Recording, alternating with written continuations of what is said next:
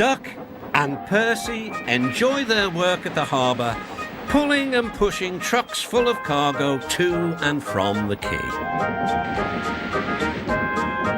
But one morning, the engines were exhausted. The harbour was busier than ever.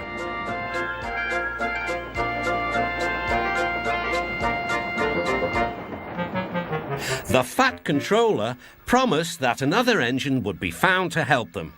"Huh, it's about time," said Percy. "I ache so much I can hardly get my wheels to move," agreed Duck.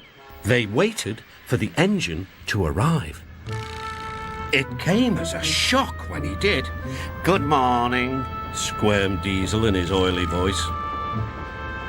The two engines had not worked with Diesel for a long time. "What are you doing here?" gasped Duck.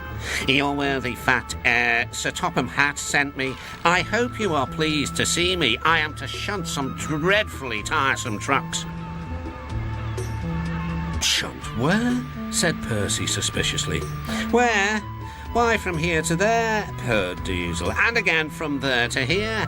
Easy, isn't it?" With that, Diesel, as if to make himself quite clear, bumped some trucks hard. "Woo!" screamed the trucks. "Grrr!" growled Diesel. Percy and Duck were horrified. They did not trust Diesel at all. They refused to work and would not leave their shed. The Fat Controller was enjoying his tea and ice bun when the telephone rang. "So there's trouble in the harbour yard? I'll be there right away." Diesel was working loudly and alone. Cargo lay on the quay. Ships and passengers were delayed. Everyone was complaining about the Fat Controller's railway. Percy and Duck were sulking in their shed. "What's all this?" demanded the Fat Controller. We're on strike, sir," said Percy. "Yes," added Duck. "Beg pardon, sir, but we won't work with Diesel, sir." Then, in a quiet, hurt voice, he added, "You said you'd sent him packing, sir." "I have to give Diesel a second chance. I am trying to help you by bringing Diesel here. Now you must help me. He was the only engine available." Percy and Duck went sadly back to work. Next morning, things were no better. Diesel's driver had not put his brakes on properly, and Diesel started to move. He went bump straight into Percy. Percy had an awful fright. "Wake up there, Percy," scowled Diesel. "You have work to do." He didn't even say he was sorry to Percy. Later, Diesel bumped the truck so hard that the loads went everywhere.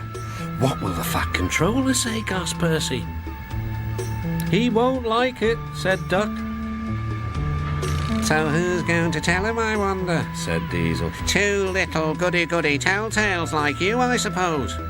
Percy and Duck did not want to be telltales, so they said nothing.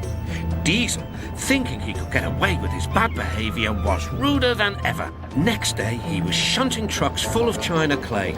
He banged the trucks hard into the buffers, but the buffers weren't secure. The silly trucks were sunk.